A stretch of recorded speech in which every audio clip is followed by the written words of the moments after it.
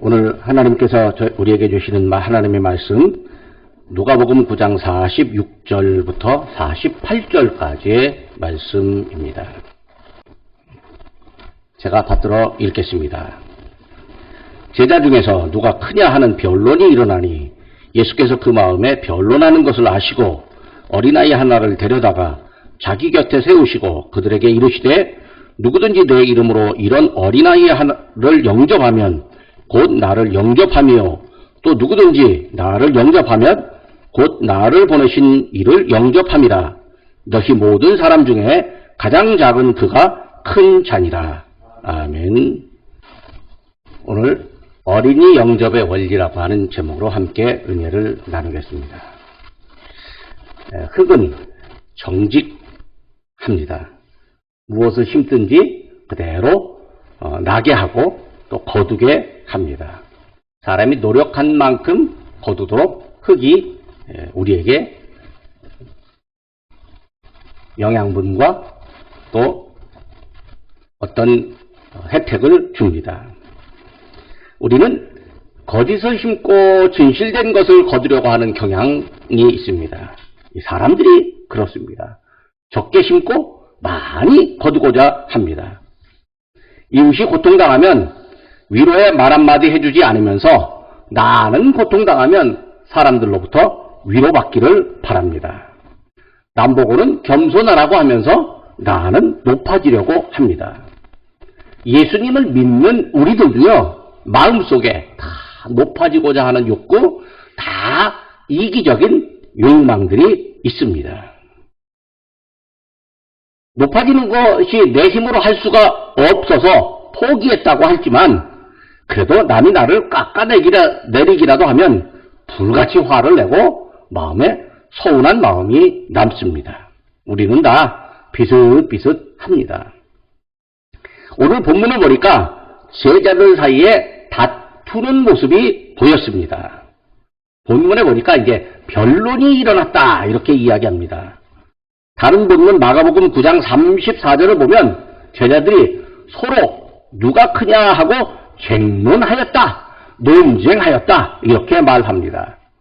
변론이라는 말보다는 이 논쟁, 쟁론이라고 하는 표현이 훨씬 더 생생해 보입니다.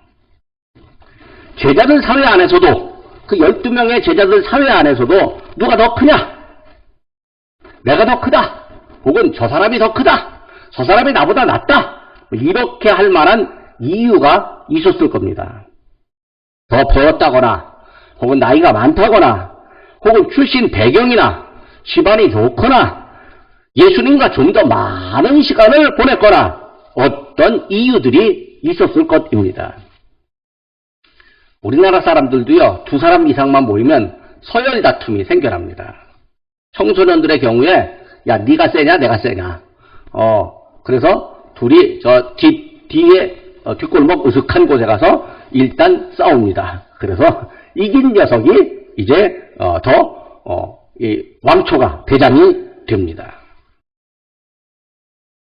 또 이 사람들도 이제 성인이 되면 싸울 수는 없고 주민등록증 열어봐. 그래서 주민등록증 열어갖고 거기서 이제 연도가 빠르고 생일이 빠른 사람이 이제 좀 대장이 되는 거죠. 저기 그 마곡지구에 그러니까 김포공항 가는데 이제 마곡지구라고 있는데 이 마곡지구에 이제 개발을 하는데 그 개발하는데 어떤 사람이 자기 집에 보상이 적게 나오니까 지속적으로 보상을 많이 해달라고 그렇게 요구를 했답니다.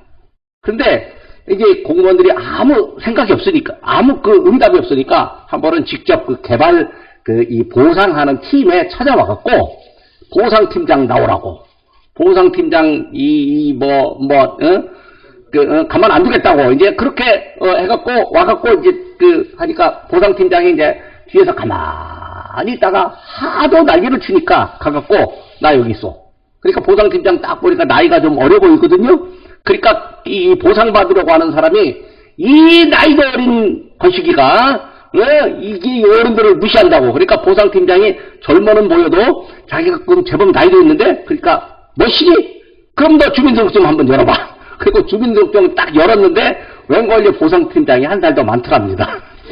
그러니까 이 보상받으려고 하는 사람이 그냥 갑자기 꼬리를 내리고 아이고 형님 하고 돌아가고 다시는 안 오더랍니다. 그러니까 이게 나이 한 살 가지고도요, 이게 뭐,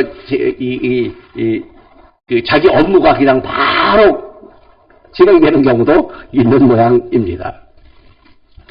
하여튼, 우리나라에서도 이 주민등록증을 열어갖고, 이 주민등록증상 나이가 더 많으면 이제 생년월일이 빠르면 좀 높은 사람처럼 그렇게 인정을 받습니다. 사회생활을 하다 보면 나이와는 상관없이 직급이 높고 또 돈이 많은 사람이 더 크다고 인정받는 경우도 있습니다. 자본주의 사회에서는 권력, 돈 이런 게 크다라고 하는 것의 기준이 됩니다. 또 큰 사람에게는 함부로 하다가는 낭패를 당하는 경우도 있습니다. 돈이 큰 사람에게 굽신거리고 권력을 가진 사람에게 좀 고개를 숙여줘야 하는 게 그로부터 얻는 유익도 있고 그에게 밉보이면 또 손해도 보기 때문에 그렇습니다. 이게 이 사회 안에 그런 좀 안 좋은 구조들이 상당히 많이 있습니다. 그래서 사람들은 나도 좀 높아지고자, 나도 좀 커보고자, 나도 돈을 좀 많이 벌어보고자, 나도 높은 자리에 올라가 보고자, 뭐 그런 생각을 갖습니다. 또 그리고 그렇게 노력도 합니다. 어떻게든지 욕망의 결과를 보고 싶어하는 사람들이 있습니다. 예수님을 믿는다고 해서도 그 욕망이 사라지지는 않습니다. 예수님을 믿어도요, 형제를 미워하고 형제가 내 눈앞에서 사라졌으면 좋겠다고 생각하는 경우도 있습니다. 오죽하면 사도 요한이 성도들을 향해서 가인같이 하지 말라 그렇게 권면하겠습니까? 형제를 미워하면 형제가 의로운 사람이라고 할지라도 그에게 죄를 씌우고 그를 해치려고 하는 경우도 있습니다. 요한일서 3장 12절 말씀입니다. 가인같이 하지 말라. 그는 악한 자에게 속하여 그 아우를 죽였으니 어떤 이유로 죽였느냐? 자기의 행위는 악하고 그의 아우의 행위는 의로움이라. 자, 예수님이 제자들의 이 변론을 알고 계셨습니다. 즉 제자들의 속마음, 또 제자들이 왜 그런지, 왜 서로 다투는 듯한 모습을 보였는지 예수님은 다 알고 계셨습니다. 예수님을 따라다니는 제자들이었지만 사실 예수님과 생각이 좀 달랐습니다. 우리도요, 예수님을 믿지만 예수님과 생각이 다를 때가 있습니다. 예수님의 가르침이 제자들에게 잘 먹혀 들어가지 않았습니다. 우리도 예수님을 알고 성경을 읽지만 성경의 그 본래 뜻이 내 속 안에 딱 자리 잡지 못할 때가 있습니다. 그런데 제자들이 이 서로 논쟁하는데 그 논쟁하는 모습이 예수님에게 들키기까지 했습니다. 아이고, 뭐 집에서 아이들이 싸우잖아요. 그러면요, 그 지들끼리 싸우면 모르면 가만히 있는데 이 부모가 보이는 데서 싸우면 부모가 이제 나중에 개입을 해갖고 싸우지 못하게 하기도 합니다. 학교에 가면 아이들이 서로 교실 안에서 툭탁툭탁 다투기도 하는데 선생님이 안 봤을 때는 그냥 지나가는데 이제 나중에 선생님이 보게 되면 또 개입해서 말리거나 또 둘 다 벌 세우기까지 합니다. 그래서 선생님이 필요합니다. 축구 선수들 열심히 축구 경기하다 보면 이기려고 서로 툭탁툭탁 몸을 움직이다 보면 그냥 갑자기 싸우는 경우도 있습니다. 그래서 심판이 필요합니다. 교회에서도 누가 더 크다라고 하는 논쟁 때문에 갈등을 겪을 수도 있고 이 교회 안에 있는 이 갈등이 사회로, 일반 사회로 알려지면 아이고, 교회도 똑같아 이렇게 생각하게 되고 교회와 신자들도 부끄러움을 당하기도 합니다. 교회도 세상과 똑같다고 손가락질을 당합니다.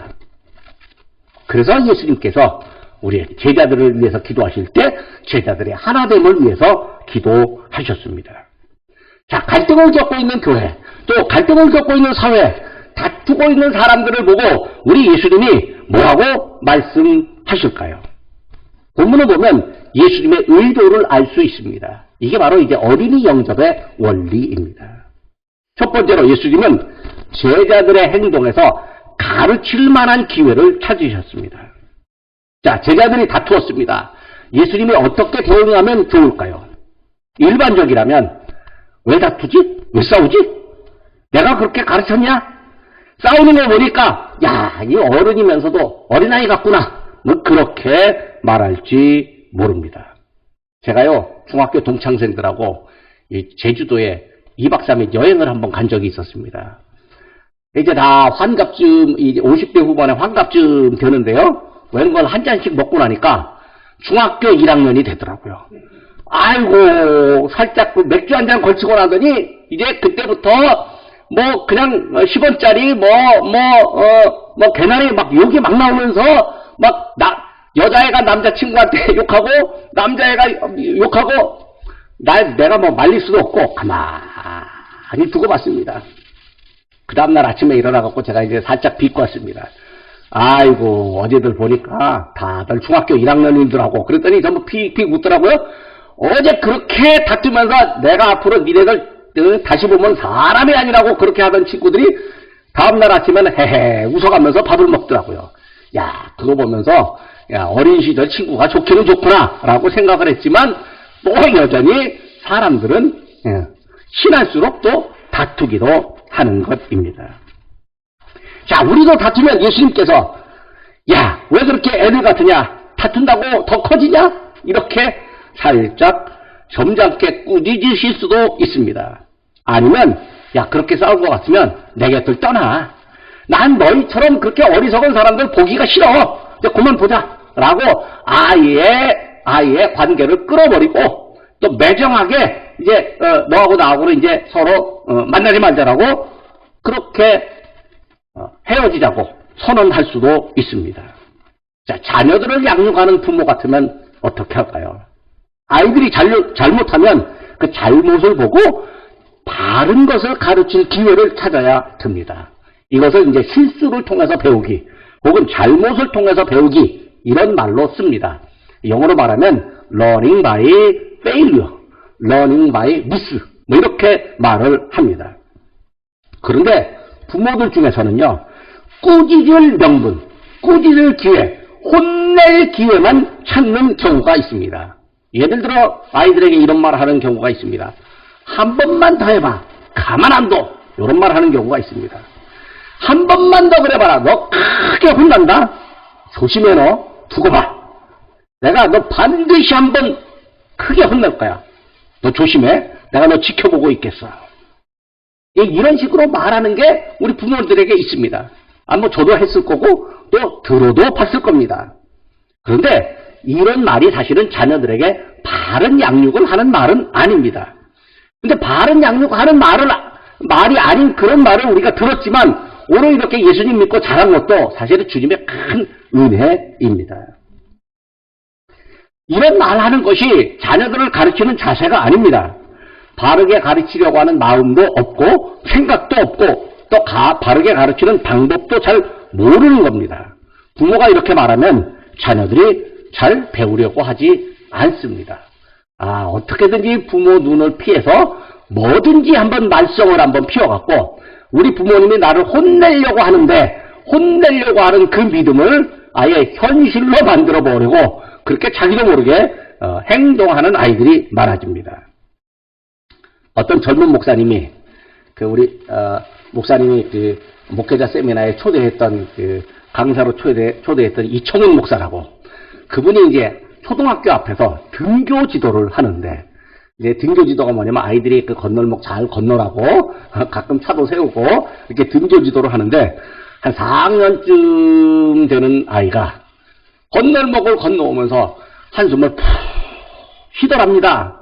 목사님이 이 아이가 한숨을 푹 쉬니까 궁금해갖고 아유 얘야 왜 그렇게 이 한숨을 쉬니? 그랬더니 아이가 갑자기 얼굴이 화를 내는 얼굴을 하면서 내가 어른만 되면요 반드시 내가 집 나올 거예요 이렇게 말을 하더랍니다.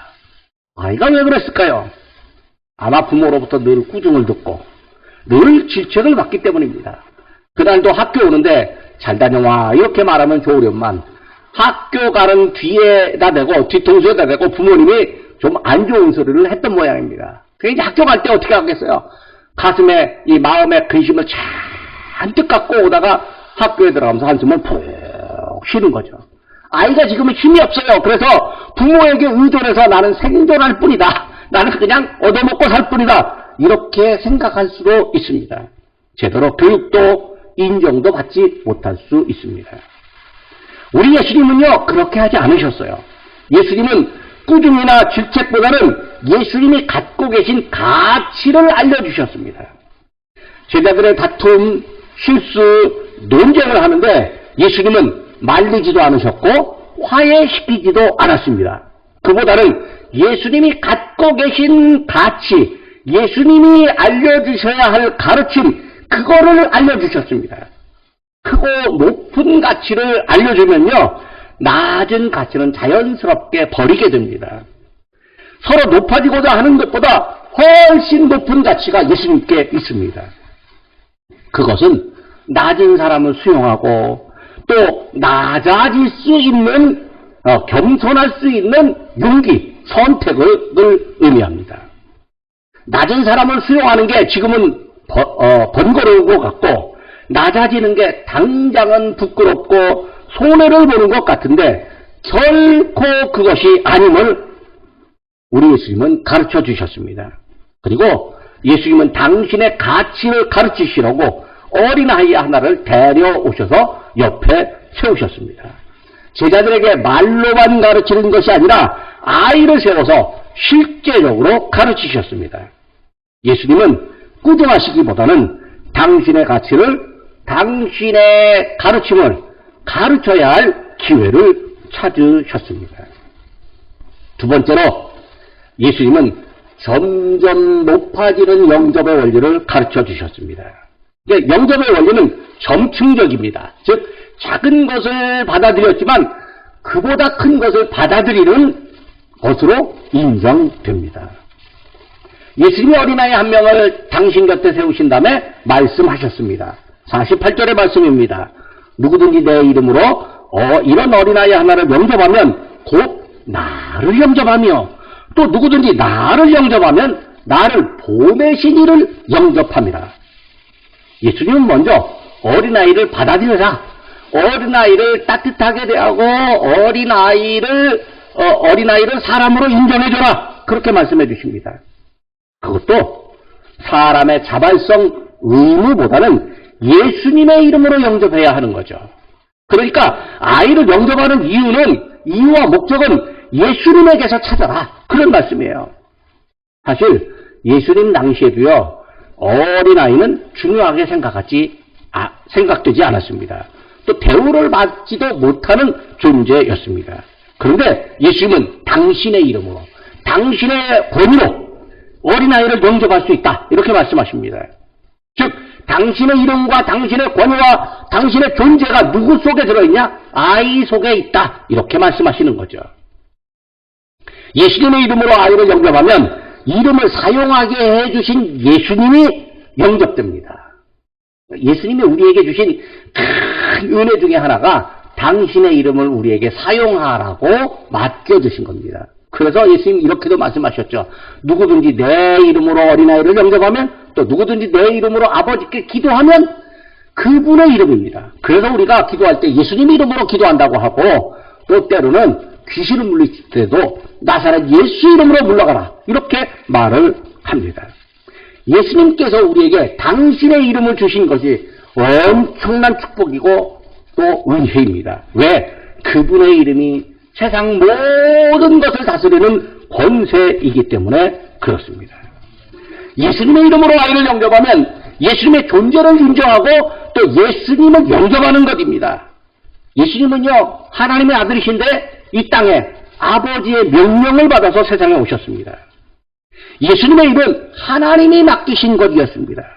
그러므로 예수님을 영접하면 예수님을 보내신 하나님 아버지, 그분을 영접하는 일이 됩니다. 당시의 사람들이요, 하나님을 잘 믿는다고 하지만 어린아이, 약한 사람, 힘없는 사람, 이방인, 고아와 과부 등 소외된 사람이나 결손 가족들을 무시했습니다. 구제해야 한다고 배웠기 때문에 형식적으로 구제는 할 뿐이지만 마음으로는 실제로 진짜 돕고 싶다, 이런 마음 별로 없었습니다. 사람들의 마음속에는 하나님의 긍휼과 자비가 없이 그냥 행동만 할 따름이었습니다. 이런 거를 우리 예수님은 외식이라고 그렇게 경고하셨습니다. 하나님을 믿기는 하지만 하나님이 원하시는 일을 행하지도 않고 또 행하려는 마음도 없었다는 거죠. 우리 예수님은 점층적으로 높아지는 믿음의 원리를 알려주셨습니다. 자, 하나님을 영접하는 사람, 하나님을 믿는다는 사람이라면 예수님을 믿는 것이고, 또 예수님을 믿는 사람이라고 하면 예수님의 이름으로 작은 어린아이 하나라도 영접할 수 있어야 하는 거죠. 점층적으로 영접하는 원리를 가르쳐 주신 예수님은 그 말씀을 듣는 사람들이 점점 더 낮은 곳으로, 점강적으로 더 낮은 곳에 관심을 갖고, 또 남이 외면하는 사람에게도 관심을 갖고 관심을 기울이고 그들을 영접할 수 있습니다. 세 번째로 예수님은 역설의 원리를 가르쳐 주셨습니다. 예수님은 낮은 마음의 결과를 알려주셨습니다. 48절의 마지막 부분입니다. 너희 모든 사람 중에 가장 작은 그가 큰 자니라. 예수님의 이 말씀은요, 당시로서는 혁신이었습니다. 혁명적인 발언이었습니다. 하나님이 모세를 통해서 율법을 주시면서 구제를 가르치셨습니다. 사람들은 그저 율법의 조항대로 구제할 뿐이었습니다. 추수를 하고 난 다음에 나달을 일부러 남겨놓고 이 농사짓 못 짓는 사람들이 밤중에 와서 나달을 이렇게 집어다가 자기 양식거리를 하라고 모세를 통해서 말씀하셨으면 그냥 추수할 때 나달을 떨어뜨려 주는 그런 정도였습니다. 그런데 예수님은 율법을 새롭게 해석하셨습니다. 새로운 해석은요, 매우 역설적입니다. 아닌 것 같지만 그렇고 그런 것 같지만 아닌 것이죠. 그러니까 완전히 반대의 결과가 나타난다라고 하는 거죠. 가장 작은 것이 가장 크게 되고 가장 적은 것이 가장 많은 것으로 변한다라고 하는 말씀입니다. 눈에 보이지 않는 겨자씨 하나가 크게 변하고 밀알 하나가 죽은 다음에 많은 열매를 맺는다고 우리 예수님 말씀하셨습니다. 예수님은 가장 작은 사람이 가장 큰 사람이다, 이렇게 알려주셨습니다. 이런 역설의 원리를요, 쉽게 받아들일 사람이 없습니다. 왜냐하면 이 작은 것인데 이거 보고 이게 크다 그렇게 말을 하면 이게 무슨 소리 하는 거냐고, 이게 작지 크냐고 그렇게 말할 겁니다. 그런데 예수님은 하나님의 아들이시면서 큰 분, 위대한 분, 이 지구 우주보다 더 넓고 큰 하나님의 아들 큰 분이면서도 이 세상에 오셔서 낮은 자리로 가셨고 죄인의 자리로 가셨습니다. 예수님은 죄인으로 모함을 받아서 십자가에서 죽으셨습니다. 예수님은 가장 작은 자가 되셨습니다. 예수님께서 직접 당신의 말씀을 실천하셨습니다. 예수님의 이 가르침이 제자들의 누가 크냐라고 하는 논쟁에 대한 해답이 되었습니다. 예수님의 가치가 담긴 말씀으로 제자들의 논쟁과 갈등이 일거에 끝나버리고 말았습니다. 예수님은 역설의 원리로 제자들을 가르치셨습니다. 역사 속에는요, 힘들고 어려운 사람을 돕는 사례가 많습니다. 우리는 쉰들러 리스트라고 하는 영화를 알고 있습니다. 오스카 쉰들러라고 하는 사람이 자기의 사비를 털어서 자기 사업을 해갖고 번 돈을 다 털어서 독일군들에게 뇌물을 주고 유대인들을 구해냈습니다.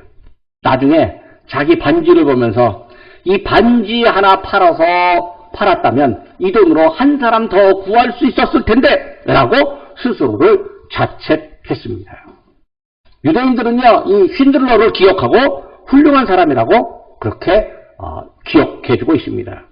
근데 쉰들러처럼 일한 사람이 그 당시에 여러 명 있었습니다. 잘 알지 못하지만 엊그저께 열심히 찾아봤습니다. 그랬더니 니콜라스 윈턴이라고 하는 영국 사람이 하나 있었습니다. 이 사람은 유대인 중에서도 어린아이만 구했습니다. 제가 설명을 하기보다는 니콜라스 윈턴의 영상을 잠깐 보겠습니다.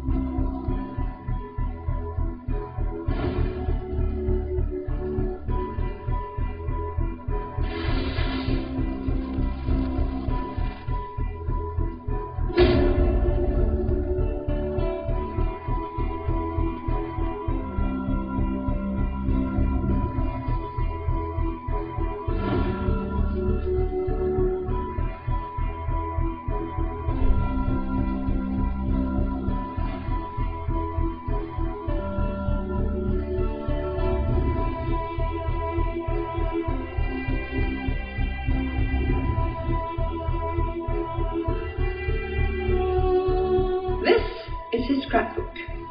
There are all kinds of fascinating pictures in it. Perhaps you can see, this is a picture of Nicholas Winton himself with one of the children he rescued. Back here is the list of all the children. This is Vera Diamant, now Vera Gissing. We did find her name on his list. Vera Gissing is with us here tonight. Hello, Vera. And I should tell you that you are actually sitting next to Nicholas Winton.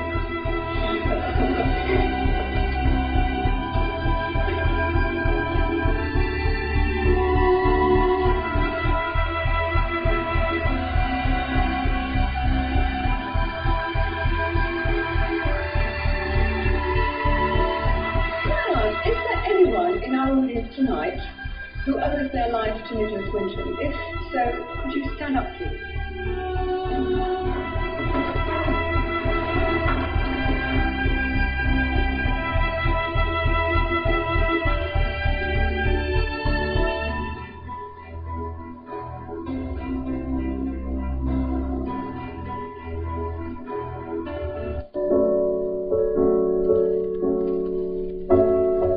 이 사실로 하여 그가 조금이라도 마음의 앙금이 녹아내기를 기대하며 니콜라스 윈턴에게 구해진 아이들은 자신을 윈턴의 아이들이라며 자랑스러워했고 그의 100세의 생일에는 윈턴과 윈턴의 아이들 그리고 그들의 후손들이 제외하여 다시 한번 서로에게 감사하는 시간을 보냈다고 합니다. 아이들을 구하기 위해 본인의 목숨을 아까워하지 않았고 사람들을 구한 영웅에도 자신은 그냥 일반인에 다를 바 없다며 항상 겸손해하던 니콜라스 윈턴. 그의 위대한 비밀은 그렇게 세상에 알려져 빛이 되었습니다.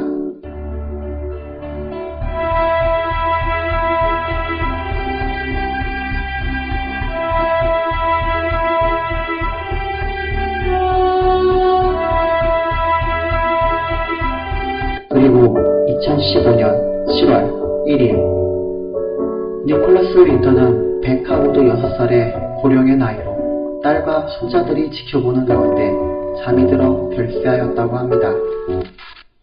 네, 다음 넘겨주시고요. 야누스 코르작이라고 하는 의사가 있었습니다. 그는 자기 목숨을 바쳐서 유대인 아이들 192명을 구했습니다. 그의 영상 더 짧은데 또 하나 보시겠습니다.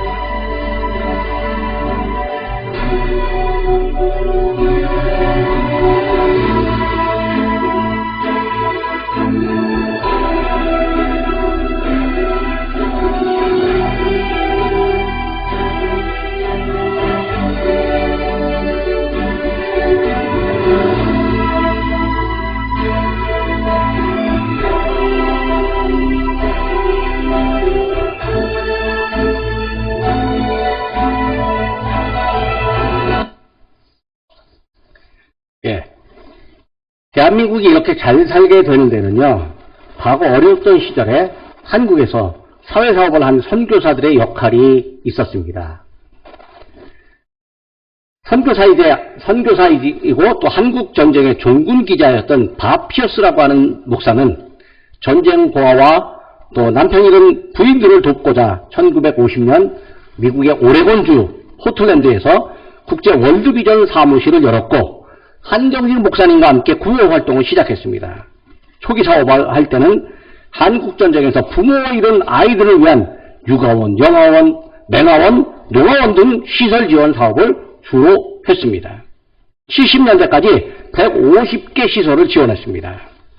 지원 초기에는 의식주 시설이었지만 점차 이제 아이들의 교육, 또 신앙, 그리고 의료 분야에 지원을 했습니다. 아동병원을 설립하고 또 그리고 이제 한국을 비롯해서 전 세계의 어린이들을 돕는 일을 하게 되었는데 그것이 오늘날 국제 월드비전이 되었습니다. 제가 월드비전에 가서 몇 번 설교를 한 적이 있었는데요. 아주 열심히 일을 하고 어떻게든지 후원자들로부터 그 해외의 어린아이들을 돕기 위한 일들을 노력하는 것을 제가 본 적이 있습니다. 두어 달 전에 러시아의 침략으로 우크라이나에 전쟁이 일어났습니다. 전쟁을 피해서 난민들이 많이 생겨납니다. 난민 중에서 가장 어려운 사람들이 아이들입니다. 우리나라에도 난민들이 왔습니다. 아프가니스탄에서 한국군을 돕던 사람들이 구출되어 난민들이 왔습니다. 이제 거기 아이들, 그 난민들의 아이들이 학교에 들어가야 됩니다. 학교에서 함께 배워야 합니다.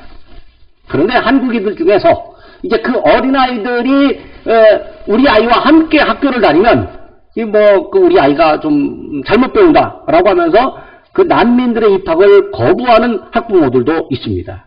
물론 반대로 아이들이 오면 우리 아이들에게도 사랑과 긍휼을 배우고 또 알아봐도 자연히 이렇게 알다가 보면 배우지 않겠습니까? 환영하는 그런 학부모도 있습니다.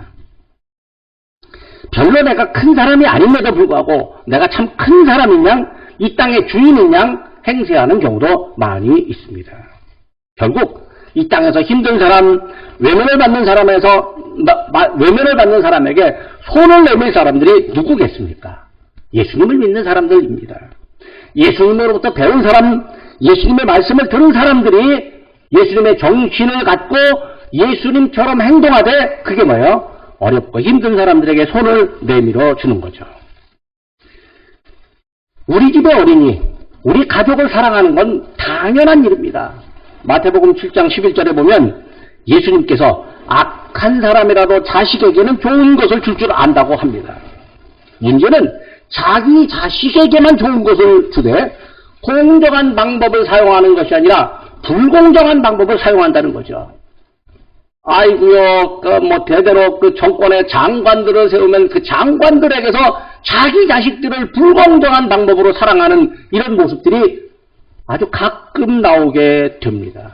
많이 배웠다고 하지만 정말로 어려운 사람들을 돕는 이런 사람들이 별로 없습니다. 그래서 청문회를 할 때 까도 미담만 나온다. 이런 말이 좀 나와야 되는 겁니다. 파도 좋은 이야기만 나온다. 이런 사람들이 대한민국에 많아져야 되는데 이게 파도 좋은 이야기가 그렇게 많이 나오지 않는다라고 하는 것에서 우리가 슬픔을 갖습니다.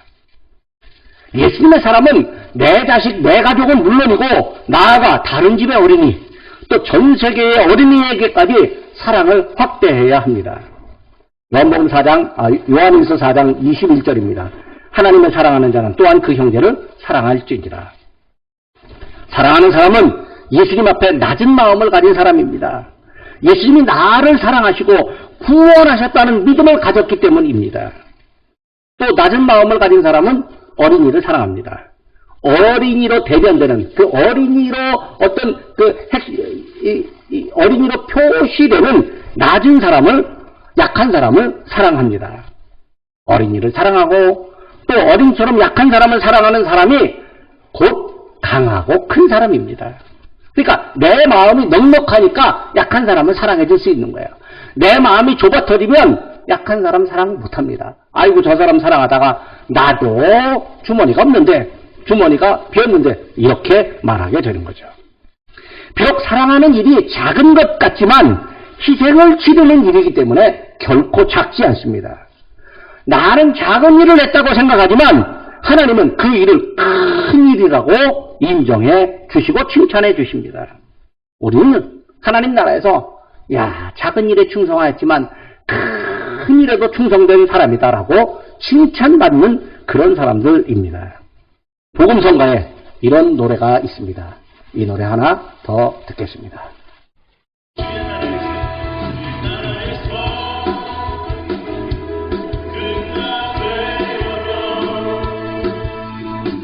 종되어 섬기세요. 종되어 섬기세요. 근자 되려면 섬기세요.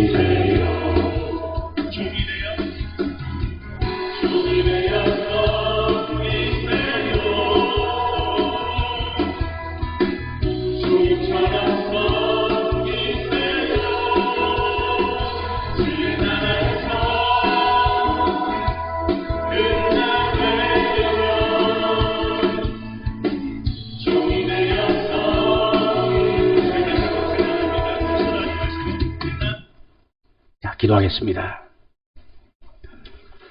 겸손한 사람을 사랑하시는 하나님 아버지, 우리가 스스로 높아지려고 애쓰지 않게 하시고 어린아이와 같이 겸손하게 하나님과 주님의 몸된 교회를 섬기게 하심을 감사드립니다.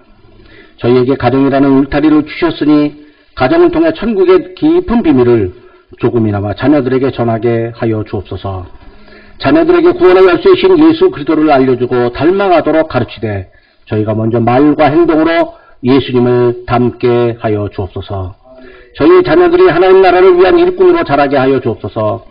어린 유일에 하나님께서 저희 부모들에게 먼저 하나님의 자녀로 은혜를 입었음을 깨닫게 하시고 하나님 앞에서 낮은 사람으로 사람들 앞에서는 낮은 마음으로 살게 해 주옵소서. 제자들이 서로 높아지겠다고 다툴 때 예수님께서 어린이를 곁에 부르시고 교훈으로 삼으신 것처럼 우리도 가정에 있는 어린이, 곁에 있는 어린이를 보면서 그들에게서 낮은 마음과 겸손함을 배우게 하여 주옵소서. 높아지려는 마음으로 사람들을 무시하고 자기 고집만 내세우는 오만함을 버리고 낮은 마음으로 하나님 나라를 생각하는 믿음의 사람으로 살게 하여 주옵소서. 하나님 나라 확장의 비전에 어린이도 사용됨을 알고 그들을 수용하는 넉넉한 마음, 그들과 함께 일하려는 넓은 생각, 어린이와 젊은이를 세우는 지혜를 저희에게 주옵소서. 하나님이 원하시는 정의와 평화의 세계가 이루어지는데 어린이들을 예수님을 닮아 일하는 일꾼들로 세워 주옵소서. 예수님의 이름으로 기도드립니다. 아멘.